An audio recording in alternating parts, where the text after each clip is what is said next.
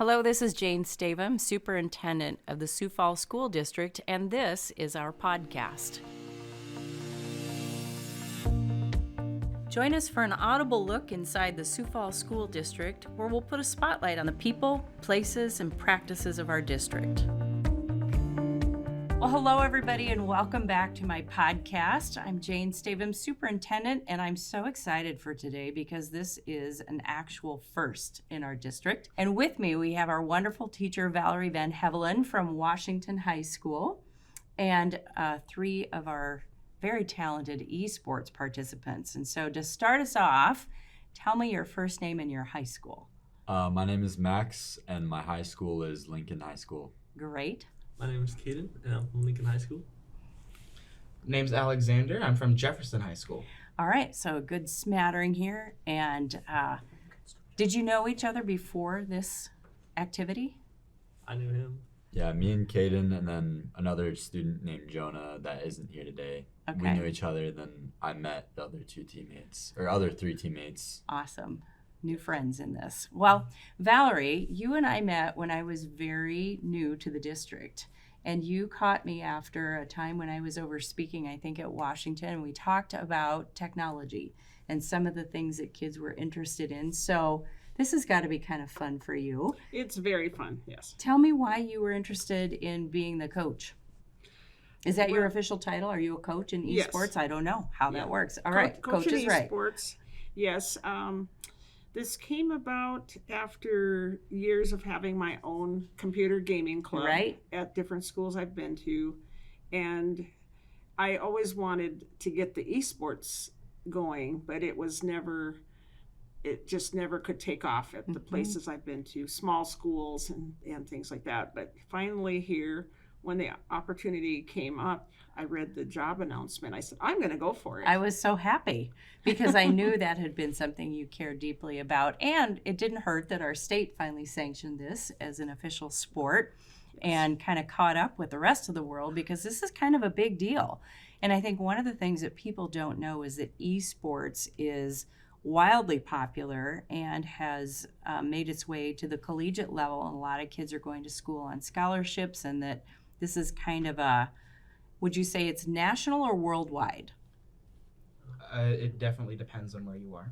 Okay, so some countries it's big and some maybe it's not. What other country would it be as big in as the United States? South Korea. Well, no, South Korea is above the United States there. They hold the World Series. This is Really? Yeah. Okay, so let's talk about that because I know nothing about eSports except for we have a champion team, and we'll talk about that in a minute.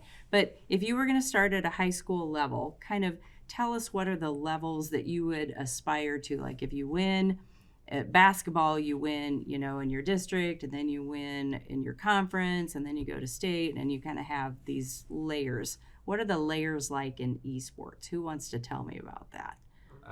I've done extensive research into this. Okay, topic. tell us all about it. You guys tell him if he's right or wrong. So the high school level, then you go to college level, and then you go into the LCK or the LCS, and that's the world level.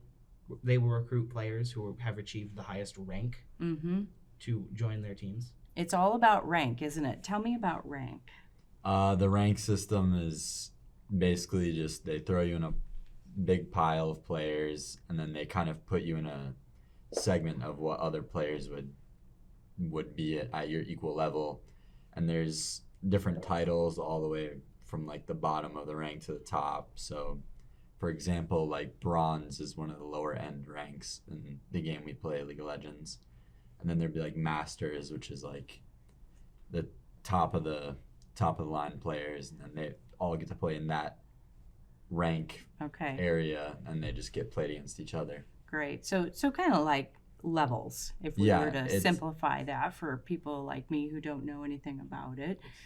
It's more like a pyramid. A pyramid. Like because you get up to the elite level where there aren't as and many. And the highest level is challenger. Yeah, challenger. At least in league, anyway. Okay. Different games have different systems. So let's talk about the different games. So tell me about the two games I believe that we participated in. We participated in Rocket League, which is best way to describe it, just like soccer, but you're a call, trying to make goals. Yep. maneuver a ball into the goal. And then the other game I know about that I played in was League of Legends, which best way of describing that, it's 5v5, and then your main objective is to get gold and then beat your opponents, and then take towers, then the inhib, which is the crystal, and then the nexus, which is a huge crystal. Okay. It sounds kind of simple when you talk about it, but it's really not that simple, is it? Must not be for everything that I hear about kind of the intensity of these games. So how do you choose what game you're going to participate in? And I'll ask our coach here. How did we decide, okay, these are going to be the ones that we're going to do? Is it the only 2 that are sanctioned, or is there a wider choice? Well, our district went with Fenworks, the company that is the platform that we play our games on. And with Fenworks, they have the games that we just mentioned. Plus, they also have Super Smash Brothers Ultimate and chess. And so when we reached out to the students, we got overwhelming response for Rocket League and League of Legends. And really, unfortunately, no chess players. Well, we can work on that. I'm sure this will grow over time, so we might get that. So what's your game? We all play League of Legends. You're all League of Legends, okay. And how about the coach? Do you play one particular game? I understand when I'm watching. Okay. Yeah. I haven't played with these boys, though. Oh. Do you ever challenge her to play with you? No, you don't want her to. Just let us do our thing, right? All right, well, let's talk about what does it take to actually play. There's some equipment involved and some things that you need, and I would assume you've got some things at home that you use to play, and we had to get some things here at school for you to play. What's the equipment that you have to do this? So for like baseline equipment, you'd need like a computer, whether it be a desktop computer or like a laptop, and then of course like a mouse and a keyboard. That's mostly all you need for League of Legends. It doesn't take like a super expensive computer either to play. So tell me about the equipment that you practiced on here at school. Is it great? Is it better than, less than what you have at home? How'd you feel? It's less than what we have at home, but we do also okay. Spend a good chunk of money on our equipment because we play games a lot. Okay. Tell me, how does yours compare at home? A lot better? Yes, my equipment at home is a lot better. It's a lot more expensive. But as it's my hobby, I've obviously invested more funds into it. Okay, so then I'm going to ask all 3 of you, do you have jobs? Yeah. You have a job to pay for your stuff? Do your parents make you do that, or have you had some help? How do you pay for all this stuff? My stepfather, he does a lot in computers. Okay. He builds them. So. Oh, well, that's handy. Yeah, we buy parts for cheap and build your own. Well, I ask that because a lot of people think, I don't know anything about this, or they might have a younger student who's interested in it and think, oh, it's going to be, more than I can do at home. But it sounds like you can pretty easily get started at home and not huge investments unless you start to work up to that. Let's talk a little bit about gaming and some of the things that we know that are good about it, but there's also some things that maybe aren't as good about it. I've read things about, these kind of, mega sessions where people don't get up from their chairs for days at a time and don't eat, and, the addictive quality of gaming. How are you guys balancing that so that you can stop when you need to stop and go do some other things, and that you don't spend your whole life in the gaming chair? What's your strategy? I don't really like doing the timer thing of it, but it just anytime you have leisure time, it's a great way to socialize, and it's a really good way to just like, you don't have to go over to your friend's house to hang out with them. You can be like, hey, can you hop on the game? We can play some games. Mostly just like when you have free time, you shouldn't ever have your video games break into like more important things like studies and whatever that else would be, like a job or something. How about you guys? What's your take on all of it? I mean, it can be easily balanced. All I have to do is set timers. Okay, I can free time from this time to this time. I look at some overtime, stop them, and just call it a night, basically. So Has it been a problem for any of you to kind of call it quits and stop gaming? Is that difficult at times? The way that I plan out my schedule is I do everything before I start. So then once you sit down to start gaming, then other things are already done, and then you don't have those kind of nagging at you? Yeah, just with the way I That's function. a good strategy. I don't do well with timers. So it's like, oh, I'll just do everything now, and then I have until I go to sleep to the game. So you've all three said timers. Tell me how the timer works. What do you do? Just set a timer when you start gaming, so like I know I have to stop when it's this, or what does the timer do? Just time you have in your head. So like, I gotta be gone by 6, so I'll leave at like 5:30. So it's like, okay, game's gonna take 20 minutes. It's 5:20. I gotta go. Just make sure everything works out.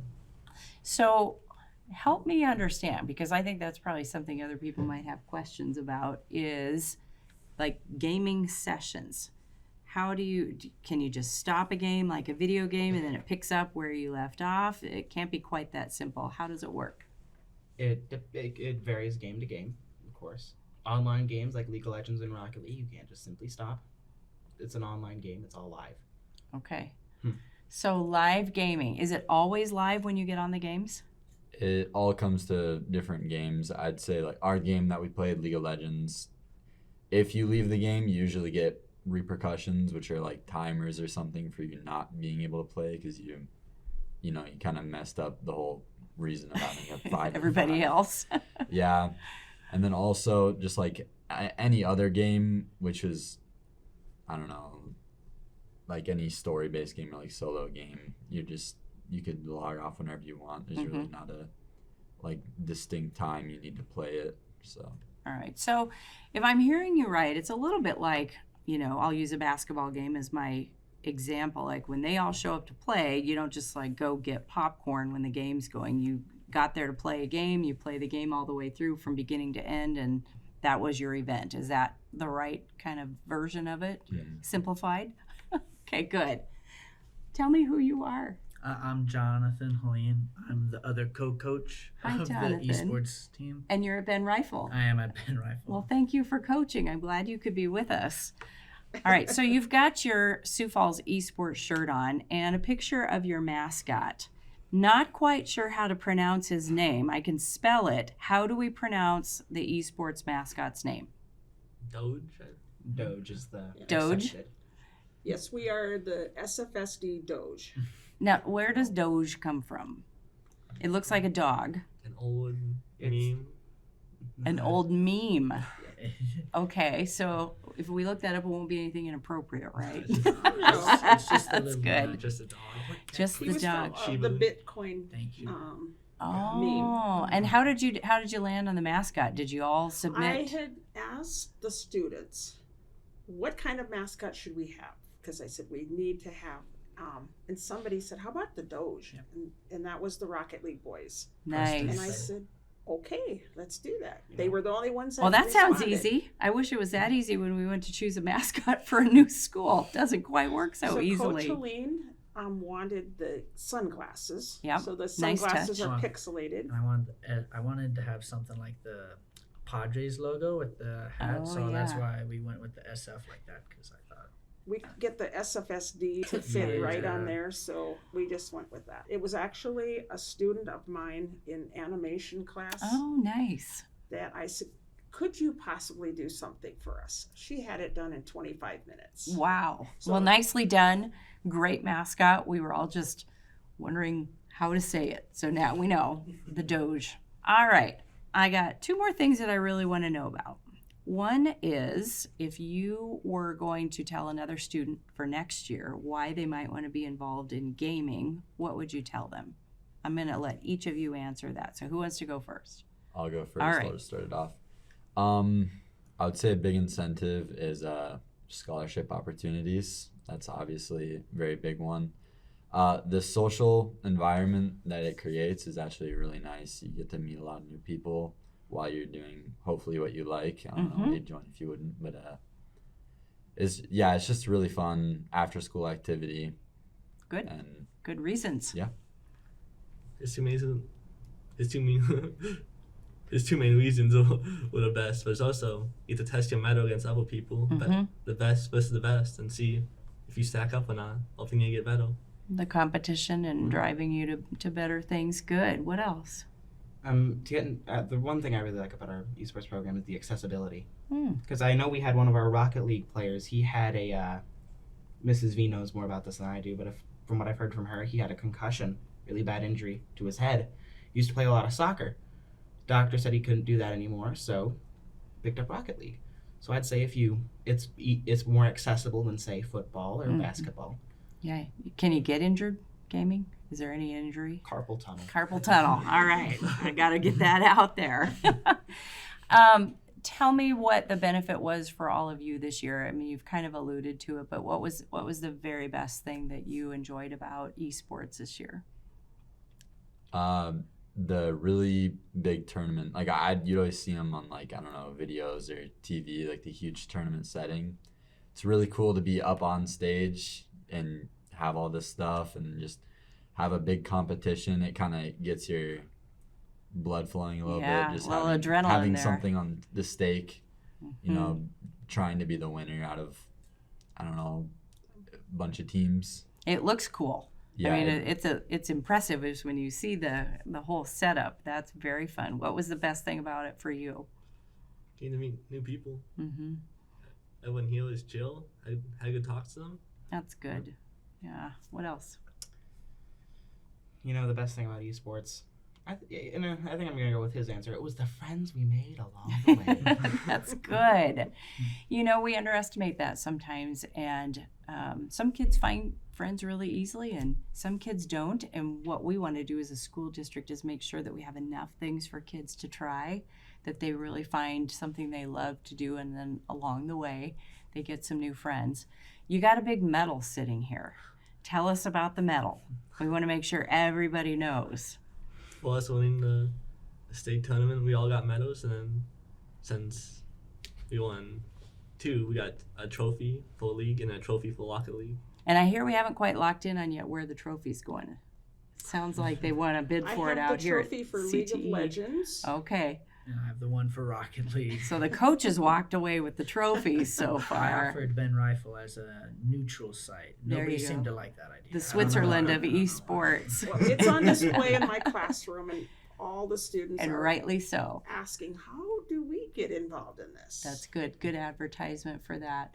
Well, that's a pretty special thing. You'll have a first that nobody else will in the Sioux Falls School District. First teams, first big state winners, and first to be ambassadors to other kids to be part of this. So we're just super proud of you, and we're glad that you had such a successful first year. And I know you'll have learned things that will just get better as the years go by, which is going to be kind of hard to do since you're already the best. So, you know, we'll have to see what that means. Thanks for being with us on the podcast, and we'll look forward to seeing what next year brings.